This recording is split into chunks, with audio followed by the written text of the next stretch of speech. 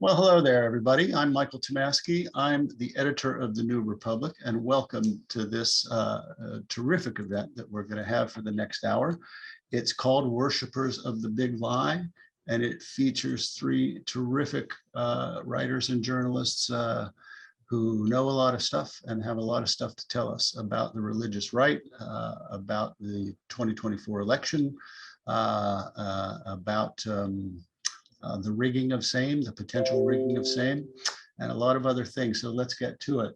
Let me introduce our guests. First, Katherine Stewart. Katherine is an author and a journalist who's been chronicling the religious right for a long time.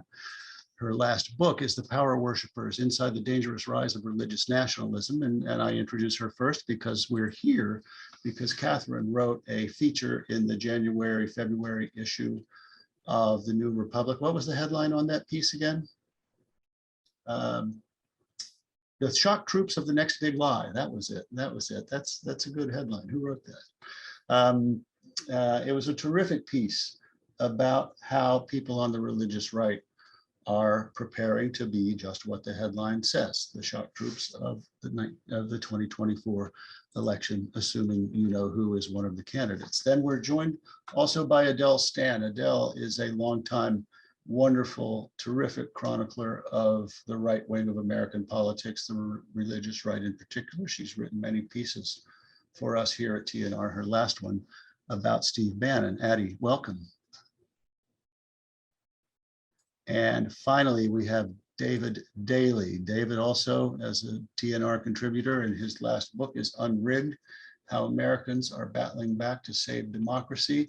His area of expertise is not the religious right per se, but everything that they're doing on the right to rig and defeat and suppress democracy.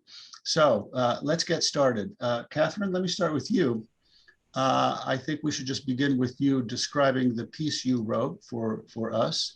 I'll tell people it was not my idea. This was your idea based on research and reporting that you've been doing, and you pitched it to me and I said yes.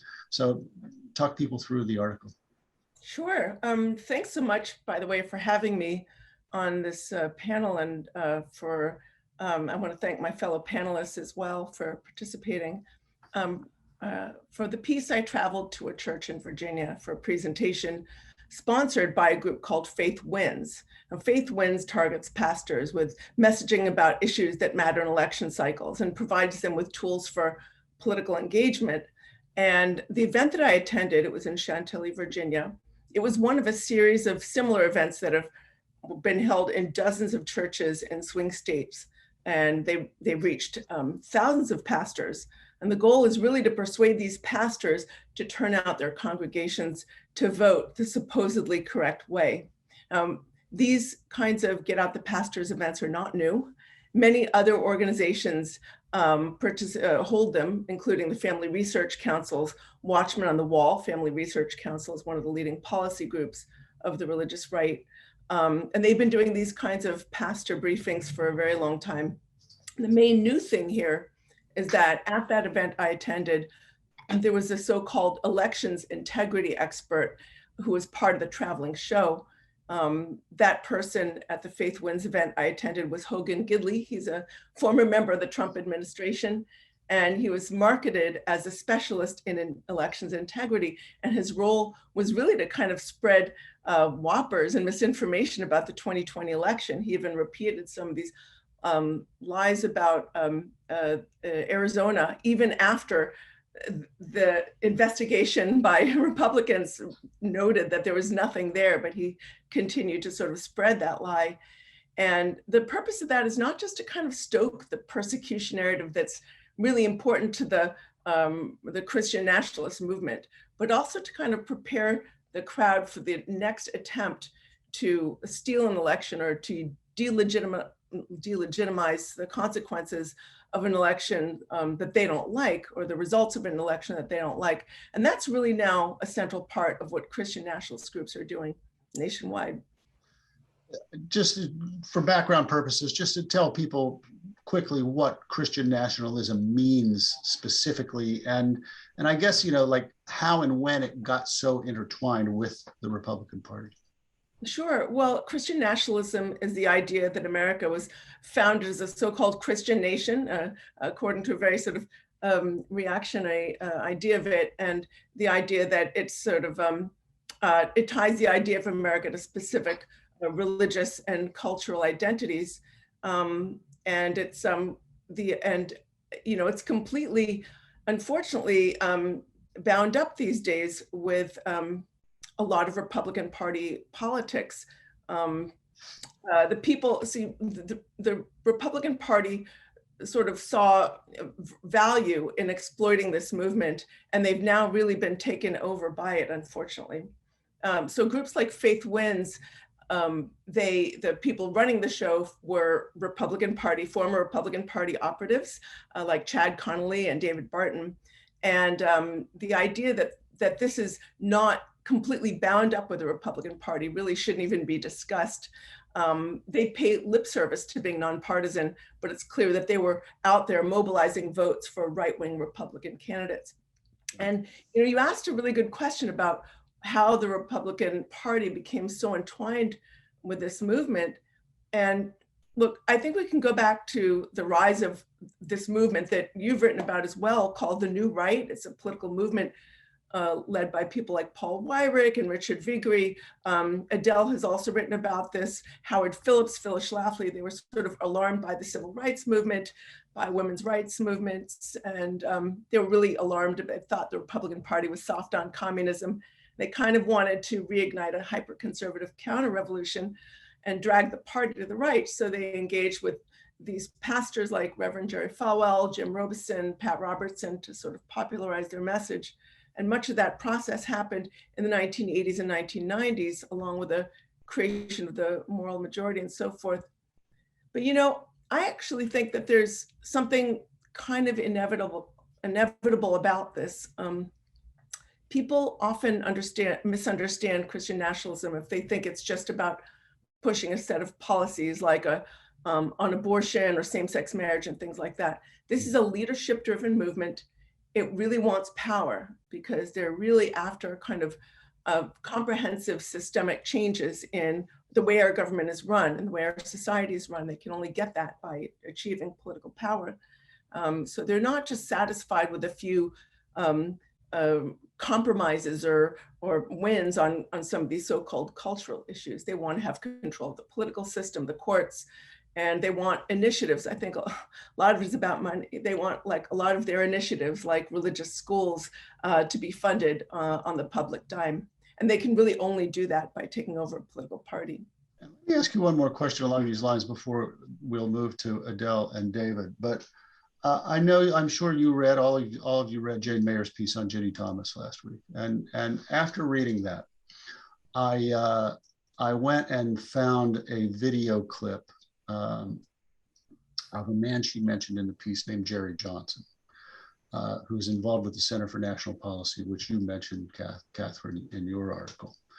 And I watched him give a speech on this video clip, and he used very hot rhetoric like, we are at war, enemies, the kinds of things that it struck me as I was watching him that, if I don't know, it seems to me that if and when a liberal politician or activist lapses into that kind of language, the right raises holy heck, and really and carries on about, see, they think we're evil.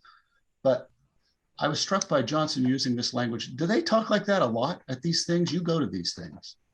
Yeah, I spend a lot of time at right-wing conferences and strategy gatherings, and I have for a long time. And I've noticed that the movement is getting, like the rhetoric is getting hotter and harder in every way. Democrats are referred to as, and I've seen materials where they're referred to as rats, often referred to as demonic. I was at the last, it's called a Road to Majority conference. It's Ralph Reed's, he's a veteran right-wing religious strategist. He's, there was Democrats were referred to as literally, satanic democratic outreach organizations were referred to as demonic. And it's part of what sort of the religious right, the sort of the movement does these three things, okay? So they work really hard to separate their people from the facts because that makes them easy to control. They, promote a persecution narrative. It's sort of us against them, the sort of supposedly pure, supposedly the dividing line between the supposedly pure and the supposedly impure. And that sort of keeps everybody in a kind of state of alert. But more than that, they sort of present the idea that they're in a battle between absolute evil and its opposite, and that the consequences of losing are too dire to ignore. Yeah. And look, a lot of the folks, they think, if they're battling not just people with a different, political viewpoint or, a different outlook on certain issues, but absolute evil, then any kind of alliance with a leader, someone like Trump, who, breaks the rules, disparages people, demonizes them, is somehow legitimate, even down to the idea of dismissing the consequences of the results of an election that they don't like. So it's kind of how it's a part of how the movement works, is this demonization. And it's really shocking to hear it, but when you go to a lot of these events, it just, you realize it's really been normalized throughout much of the movement, and I think it's very alarming. Yeah. Now, of course, the word evil is tossed around with relation to Trump on the left a good bit, and so that's true. But I think the difference is that on our side, we would accept the results of an election, and we want democracy to survive, and even if Well, also Democrats are often encouraged to reach out to the other side, talk to them, try to understand their point of view. Right. We need to, tamp down the rhetoric. We need to, reach across the aisle and, don't, disparage one another, forget that we're human beings. And I just don't see that happening as often on the other side. It's interesting. Adele, let me bring you in.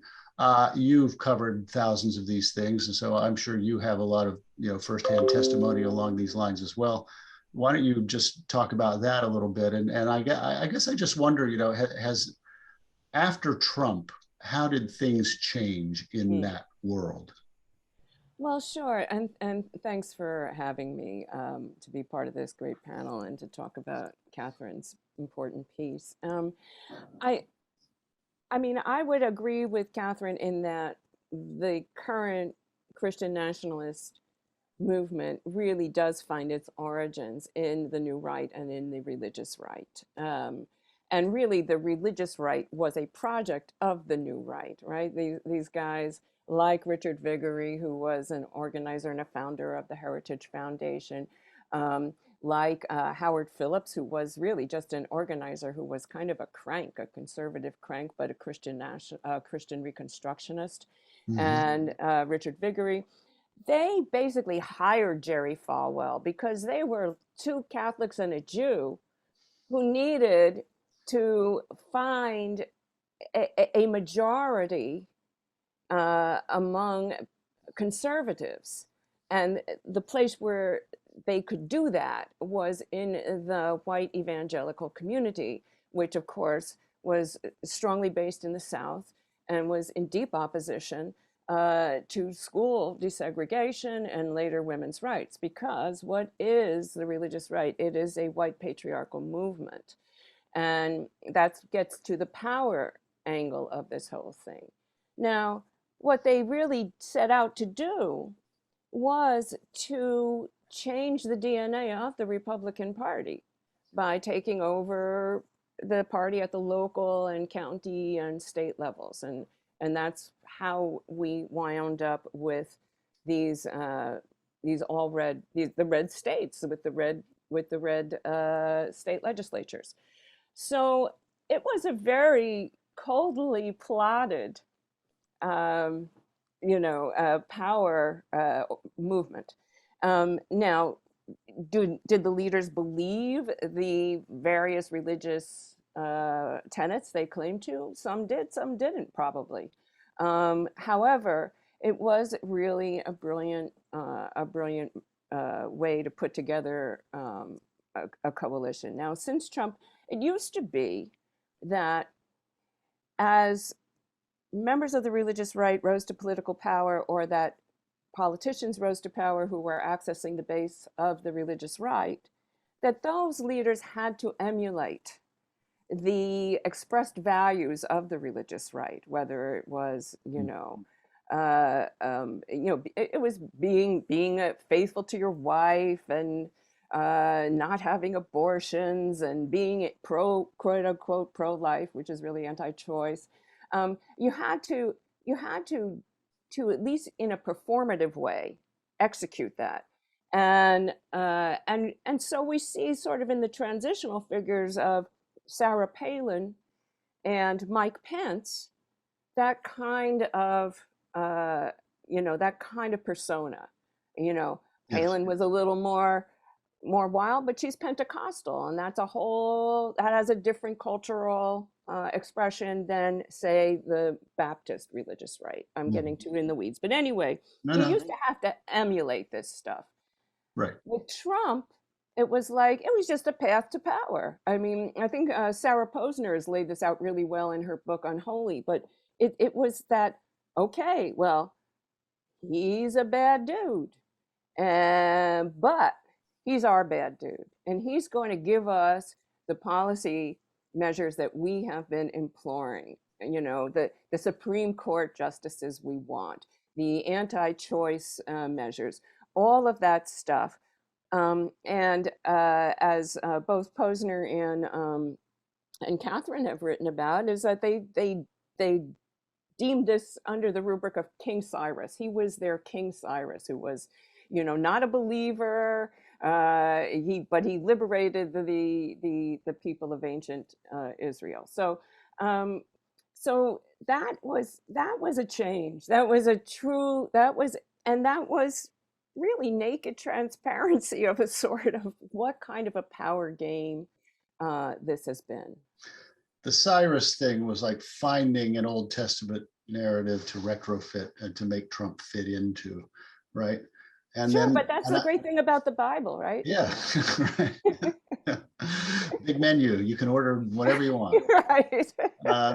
I think also, Adele, that Trump was some kind of fusion of that stuff and also like the trolling of libs that has become such an important part of right-wing identity.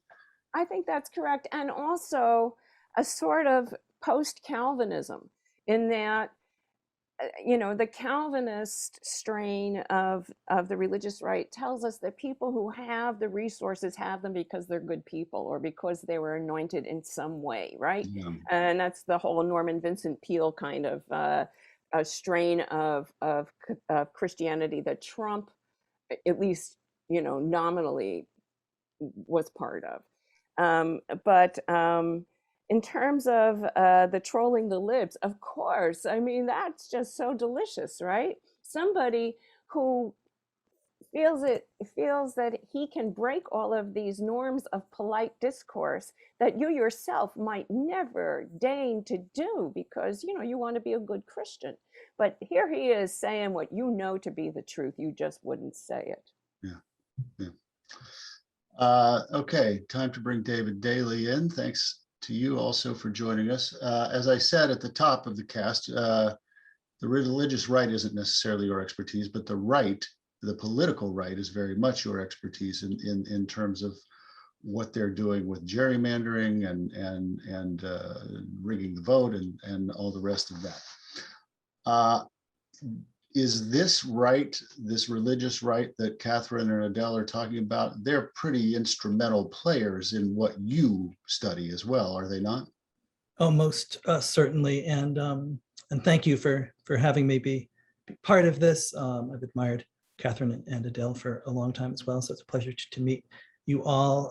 I think whenever you're talking about the organized political strategy of the right, you're talking about an interlocking network, right, of organizations and think tanks and wealthy donors. You're talking about the Koch brothers octopus and the wealthy Christian nationalists on the Council on National Priorities, the Heritage Foundation, ALEC, the Federalist Society.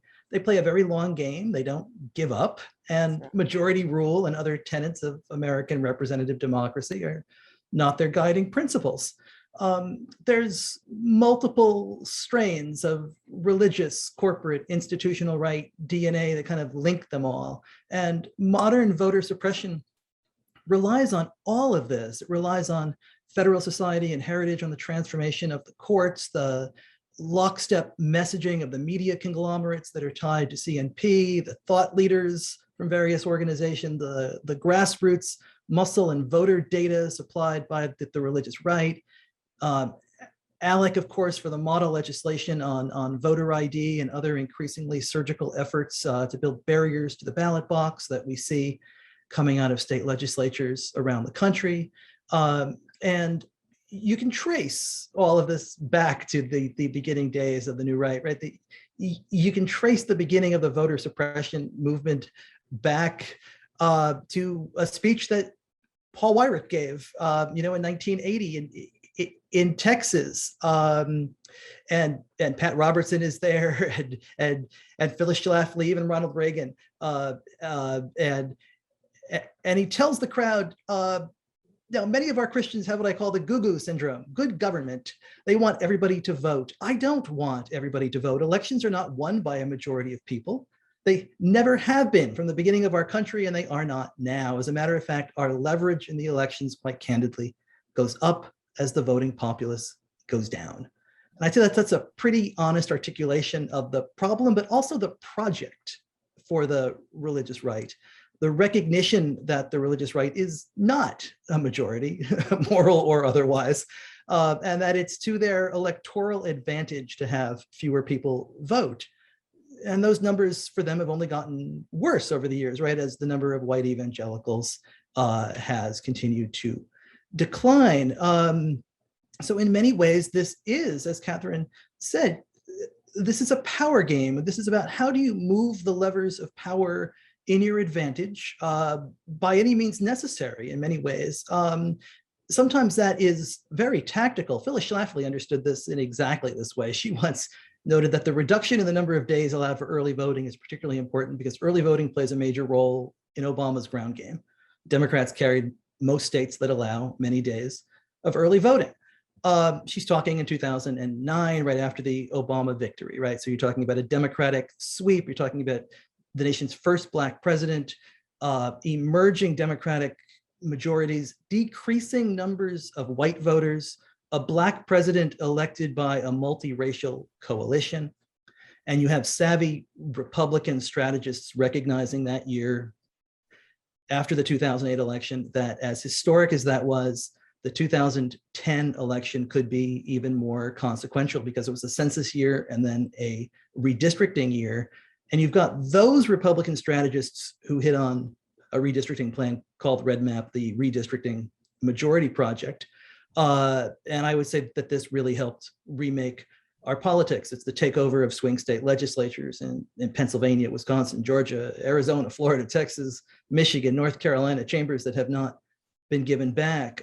Red Map isn't run by the religious right. It's run by something called the Republican State Leadership Committee. It's Ed Gillespie. It's aides to John Boehner and Paul Ryan. It's $30 million dropped into state legislative races that year, largely funded by big Fortune 500 companies, Reynolds American, the casinos, Walmart, Citigroup, AT&T, Pfizer, Altria, Chamber of Commerce, Blue Cross Blue Shield.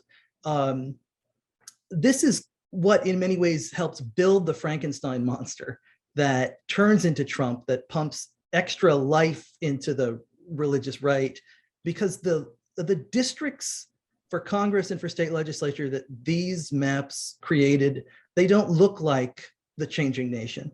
They don't capture the actual demographics of where the nation is going. Instead, it captures, it creates a fantasy nation in which, even though we are becoming increasingly multiracial and less white.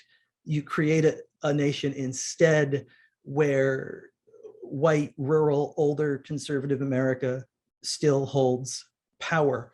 And that really is what we've been living in the race for Congress, but also in state legislatures in many ways ever since.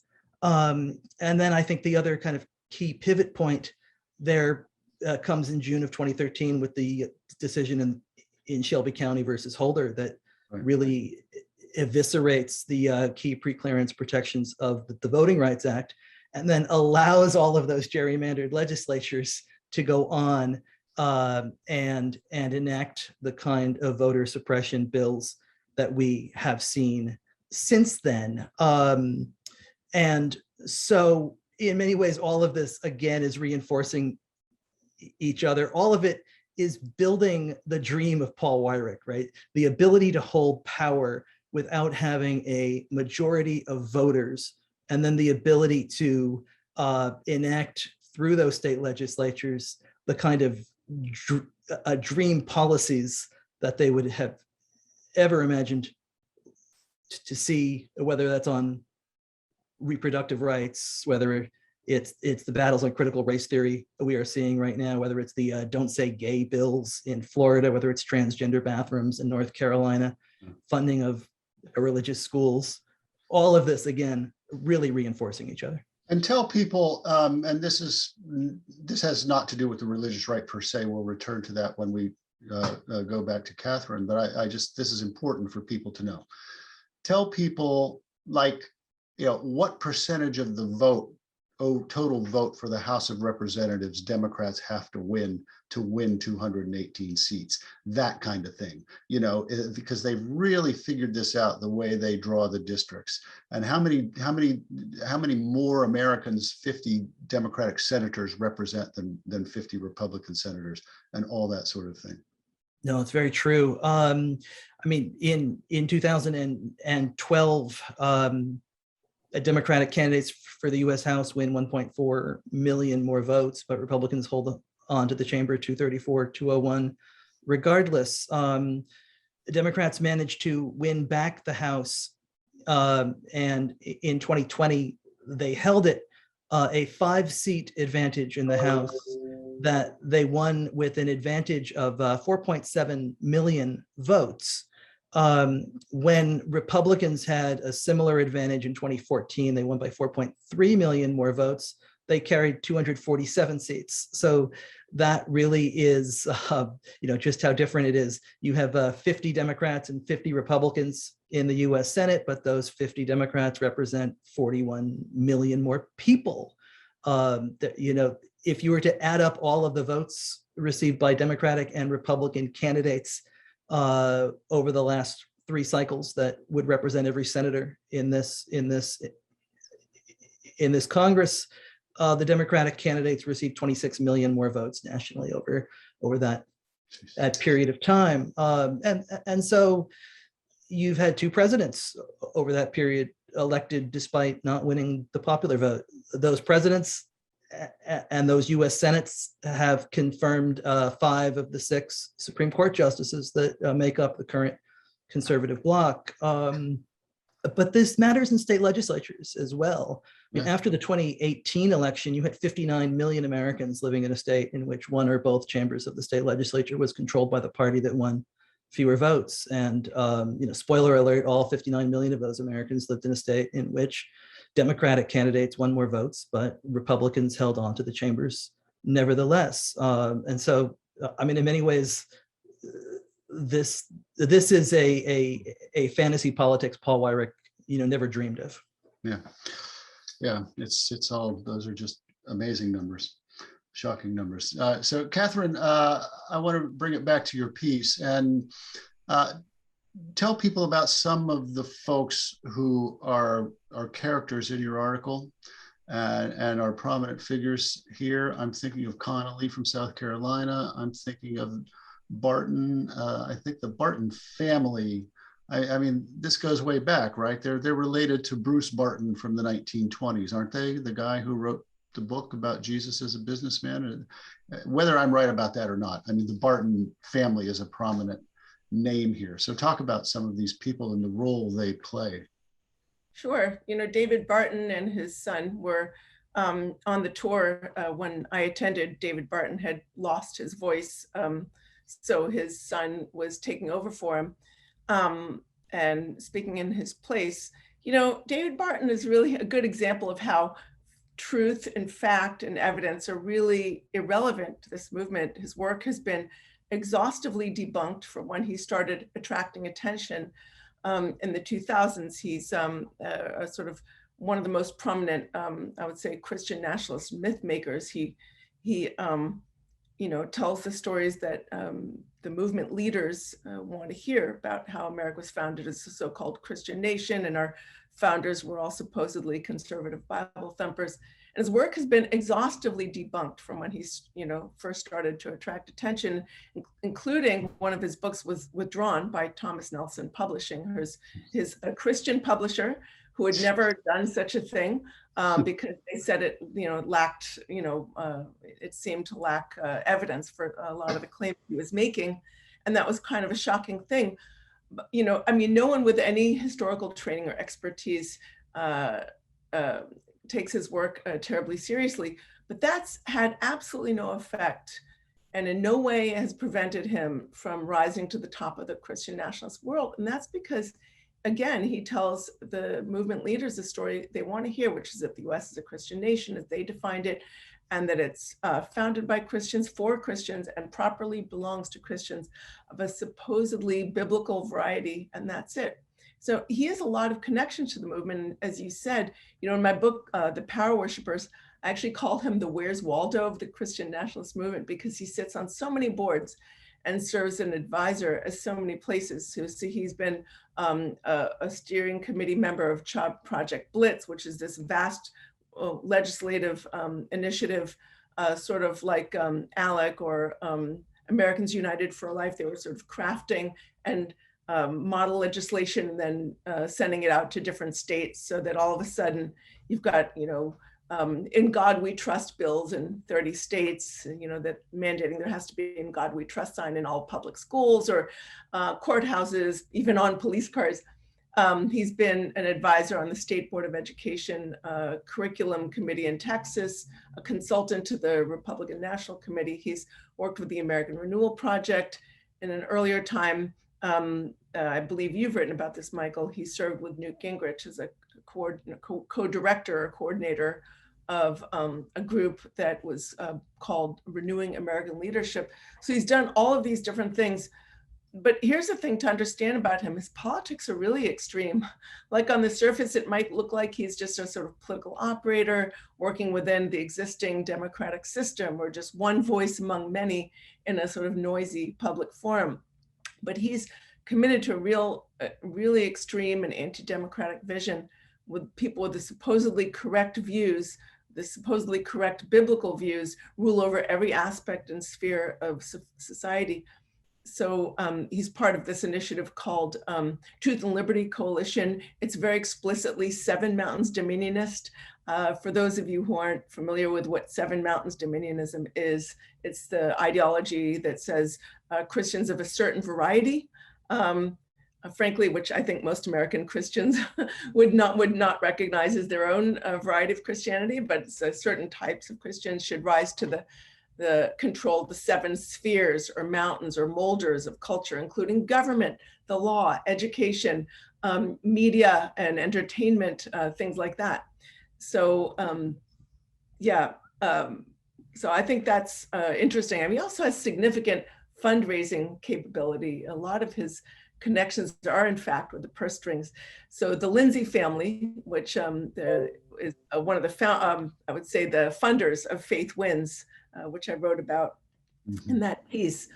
They've also given Barton's organizations hundreds of thousands of dollars over multiple years. He's really gotten a tremendous amount of money from them. Your average liberal just has no idea at the breadth and the depth of this movement and how much money is being poured into this. That's It's true. I mean, extraordinary. when I was researching Faith Wins, I came across a shocking fact, which is that the Lindsays who are funding it, pouring money, hundreds of thousands of dollars into this, they have a house on the market in Santa Barbara for $72.5 million. $72.5 million. That's one of their houses, sort of like a compound for the ages.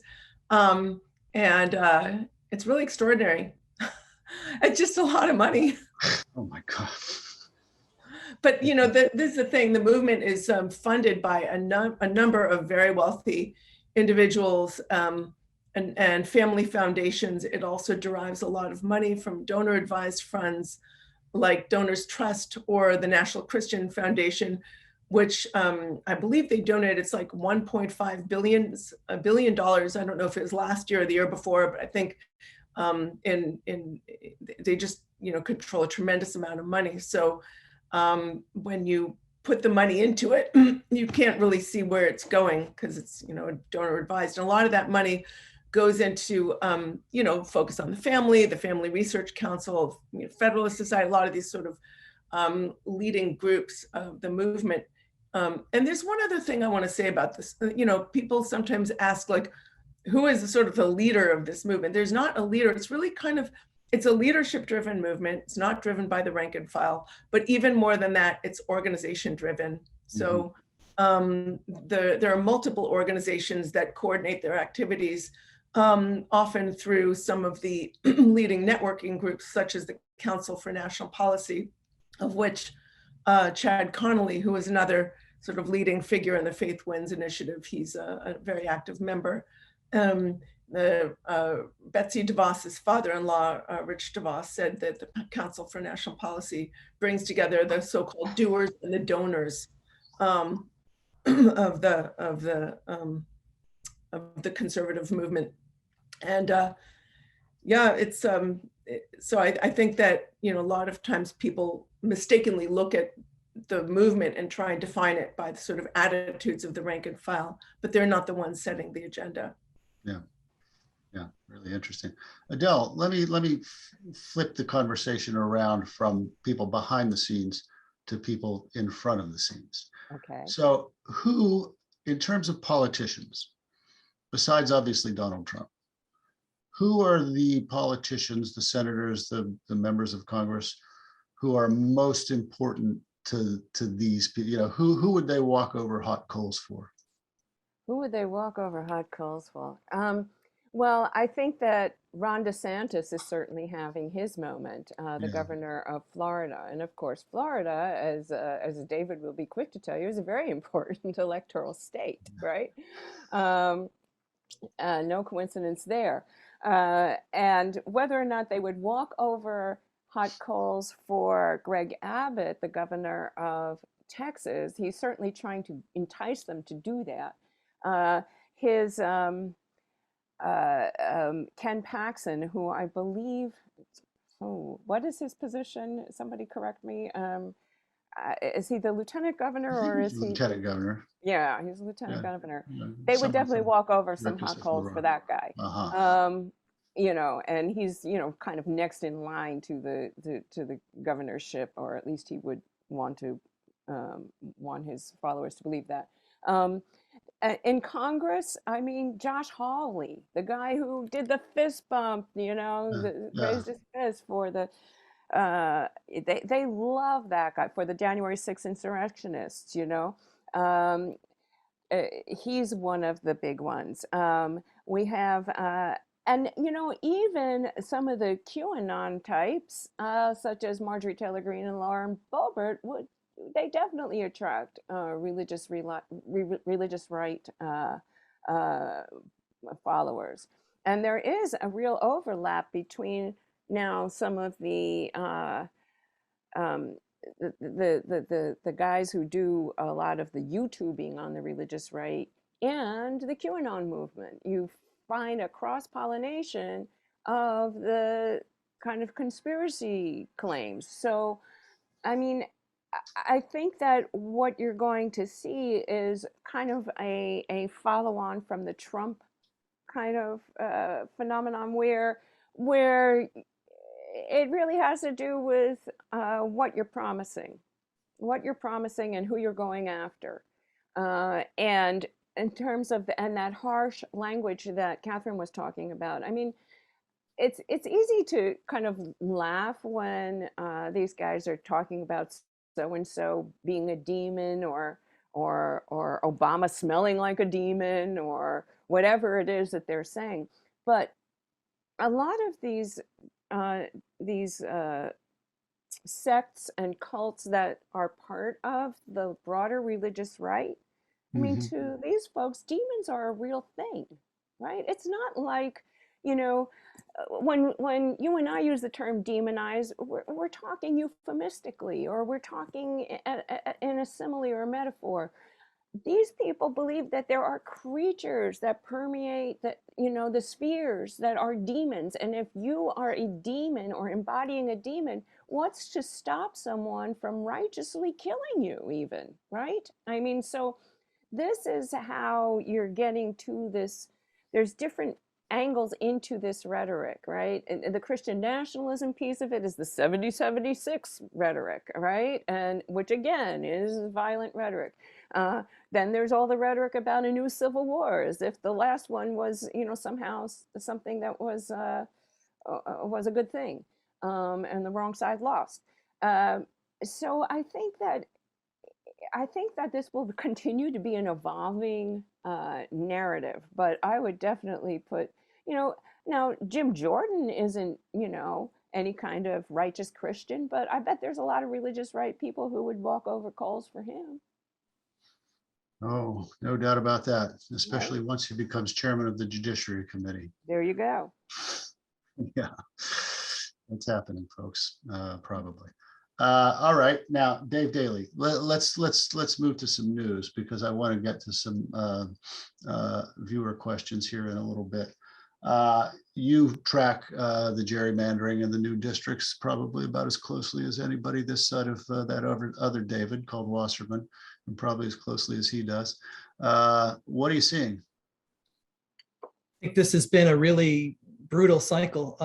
I'd say in many ways, partisan gerrymandering has never been worse than what we're watching right now, that we're watching lawmakers entrench themselves in power in Congress and state legislatures for the next decade, that these gerrymanders are going to be intense and durable and really built to last, and that in many states it will be impossible for a majority of voters to dislodge the party in power for the next decade.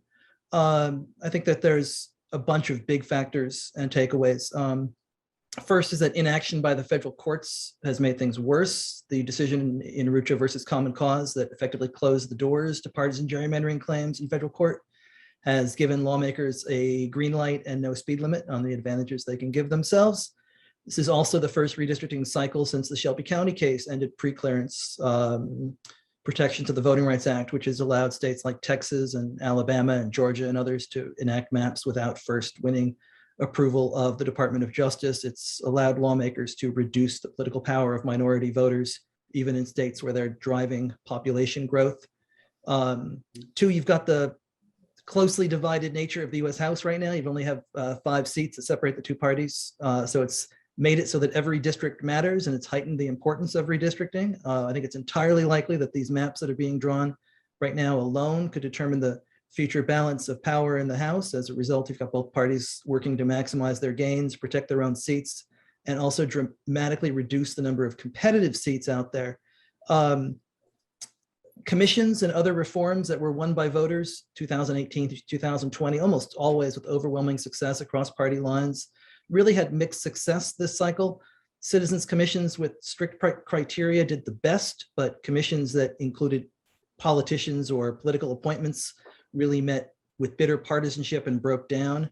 And fourth, I'd say that the number of competitive seats is really, really rapidly dwindling in the states that have already finalized their maps. The number of districts that had a competitive result in the 2020 presidential race, we're talking about within 5 points, that's tumbled from 23 down to 10.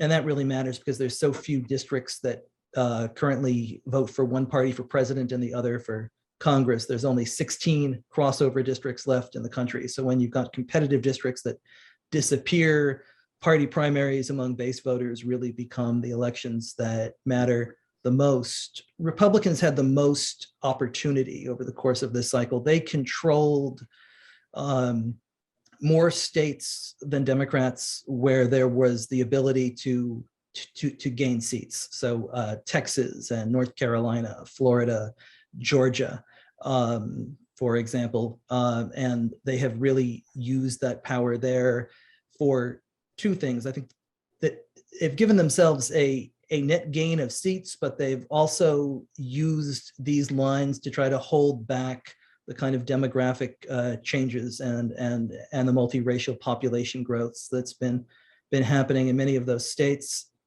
You can then look to blue cities and red states like Indianapolis and Oklahoma City, Salt Lake City, Nashville last week, that what Republicans have done is they've cracked them into 3 or 4 different pieces. And in many cases, those districts were the districts that Democrats won in 2018 that enabled them to win back the House when they could not win seats in places like Ohio and North Carolina.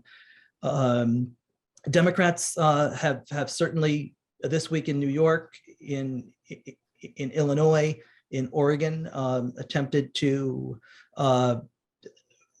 grab seats where they can, but the number of places that they're able to do that and the number of seats that they're able to influence is simply smaller than the number of seats that Republicans have at their control. So I think that Republicans have got a net gain so far this cycle, and I would say that it's a larger gain than 5 seats, which is the difference between the two parties for control of Congress. Yep, that's how it's looking. Now, we're 47 minutes into this, so we have about 13 minutes to go. I do want to get to a couple of questions from people watching us, but I want to do a quick round here on something else that's in the news, which is the Supreme Court vacancy. Talk, each of you, starting with Katherine, then Adele, then Dave, about what you see, how you see the right organizing around this. One could argue that, since it's not going to change the ideological balance, they might not get that worked up about it, although, it's going to be a Black woman. They can't help themselves. Katherine, discuss. Yeah, thanks. I just see a tremendous amount of incredibly racist language coming from a lot of Republican leaders about identity politics, and they play identity politics, frankly, I think harder than the left. It's either you're the elect or the unelect, the impure versus the pure, the sort of insider versus outsider, and I just think that that's appalling and very very disgusting that kind of language has been normalized from so many voices on the right. Well, I see it as a massive fundraising opportunity for the right, especially a grift. You're kidding. But especially because of the race narrative around it, right? That the next nominee will be a Black woman because Biden promised that on the campaign trail, and at the behest of Jim Clyburn, who is in the Democratic House leadership and who is African American. I think that what you will see is it used just as this, this fundraising bonanza. We can't forget that the 3 justices who were seated by Trump, Gorsuch and 3 of them, their candidacies were shepherded, their very careers were cultivated by the Federalist Society, which raises money in all the ways that Katherine just mentioned, especially through these donor-advised funds, and is not viewed specifically as a religious right entity, but look at who is on the bench and where they tend to come down on questions of cultural issues, religious liberty, all of it. So I think that really you're going to hear a whole lot of noise, and it will be organizing for the 2022 midterm elections. Yeah. Dave? Of the some 200 justices of the US Supreme Court in our nation's history, I think exactly 7 of them have not been white men. So the fact that the right has so effectively turned this conversation, in which the first Black woman is going to have a seat in our nation's history, into opposite, into a conversation that is just absolute opposite land, again, I think is absolutely, abhorrent and a sad commentary on where we are. So it's very frustrating, and the notion that this court is somehow made up of white men, intellectual philosopher kings like Mr. Justice Kavanaugh, and is I think it's stretching the grounds of reality,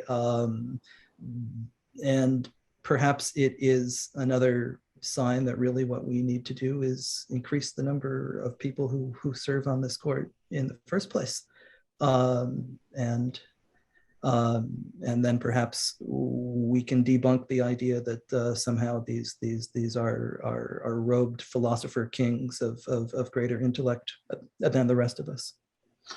So we have a good number of questions, and broadly speaking, they fall into 3 categories. So let me ask Katherine this first category of question, and that is basically like, what's the equivalent that's happening on the Democratic progressive side?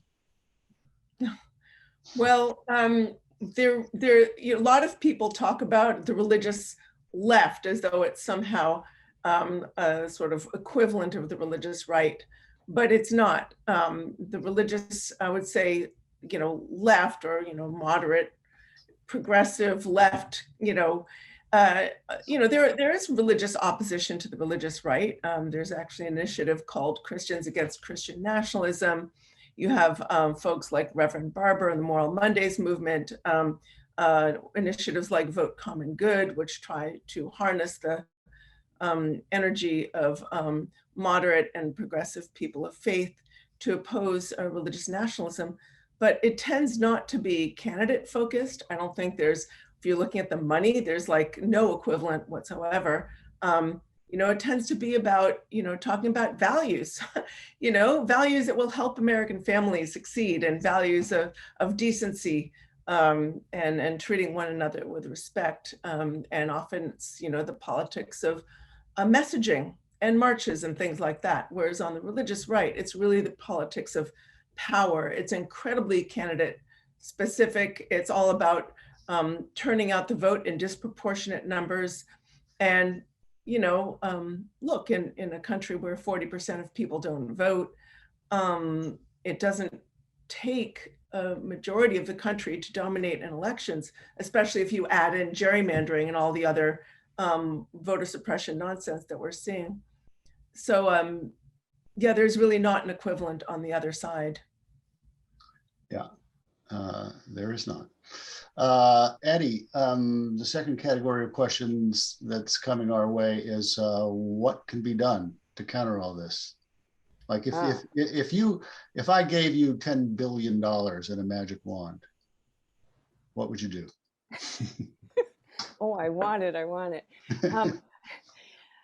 First of all, I mean, another way in which there is it's totally asymmetrical is the infrastructure. The right has been building infrastructure that is very well integrated between their policy shops and their religious networks and their business interest networks, that in ways that the left has never been able to do. And even when it makes noise about doing such, really doesn't ever get there, because some of it is that the left is inclined, because of its donor base, to go for a star system in terms of leadership of organizations, rather than looking at who's the best person to make an organization work.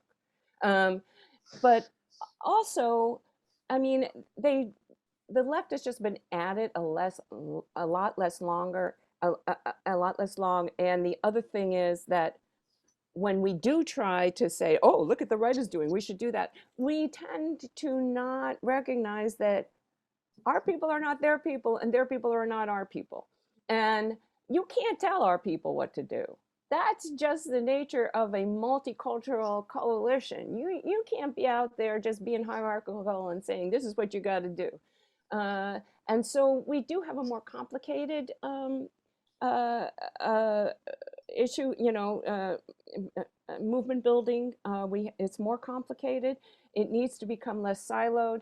And I would posit that if any left-wing donors really want to do something, they're going to build a physical infrastructure throughout the country where people, like-minded people, can gather, make art, make propaganda, do it all. Yeah, Dave, I'd be interested in your thoughts on that question, actually. I'm sure you have some good ones, but also the third tranche of questions that's coming our way is kind of specifically to you about how to counter the gerrymandering stuff. It is really difficult to counter the gerrymandering stuff. They've built a closed circle in many ways, right? When you can't outvote it, and then when you can't take it into the courts, you are then in many ways stuck. And then when you see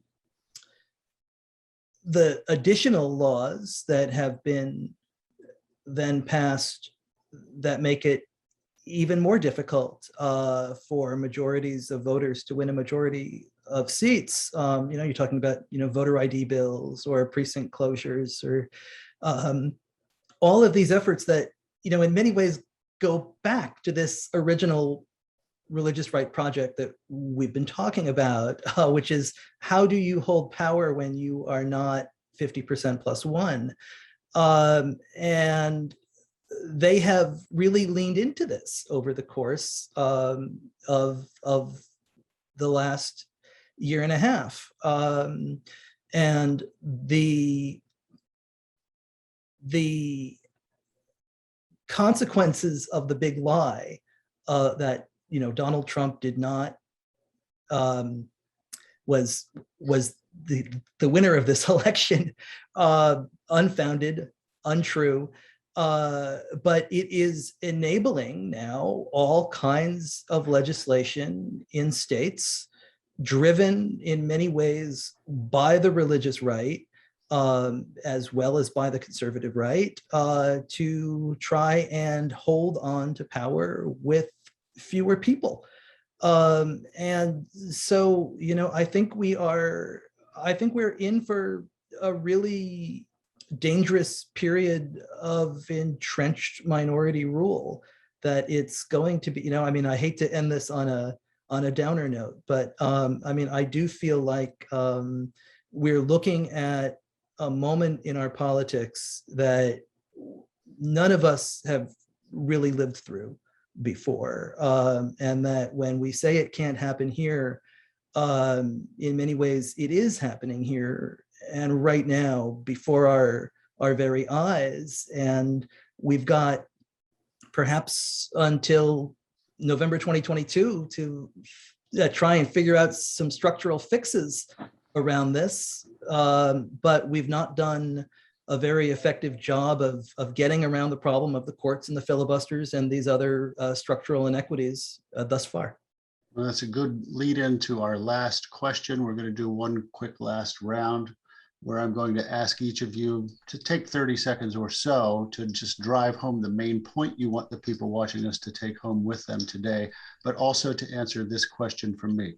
On a scale of 1 to 10, 1 being that you're relatively sanguine that our democratic institutions are strong enough to survive what's coming, 10 being that you're in mortal panic. Where are you?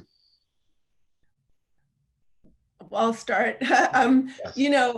Just thinking about this whole issue, I just think, a little bit back to what Adele and David said, what is to be done, and I keep thinking back to the words of Ralph Reed, who at one of the presentations I attended, he said, pay no attention to the polls. Our numbers are shrinking. All that matters is who turns out on election day. This is how they win. They turn out the vote in disproportionate numbers. Here's the good news. Our numbers are greater than theirs. And if we, they do a lot of relational organizing, so they do vote in disproportionate numbers. In 2016, for example, the most devoted religious right supporters, according to the evangelical pollster George Barnard, numbered only 10% of the population, but I think 91% turned out to vote, and 93% of those turned out to vote for Trump. I mean, you really see how a relatively small cohort can have disproportionate influence in our politics. And the good news is we are a larger number. And if everybody can just do a little bit more than we did the last time, we can win elections, even with the disadvantages that we have. So I'm not going to make it, do the 1 to 10 scale, but Okay. I'm determined. Addie, Dave, quickly. Well, on the scale, I would say I'm at a 9, although I don't know that I would call it panic as much as acceptance that it could really, the republic could be over very soon. And I think that anybody who's really picking up the covers and looking underneath them has got to believe that. But in terms of what can be done, I think that, it's the old thing of organize, but we also need to be thinking long term. And we have to really look at how do you organize movements, not just move from election to election, which has always been the liberal want. Dave?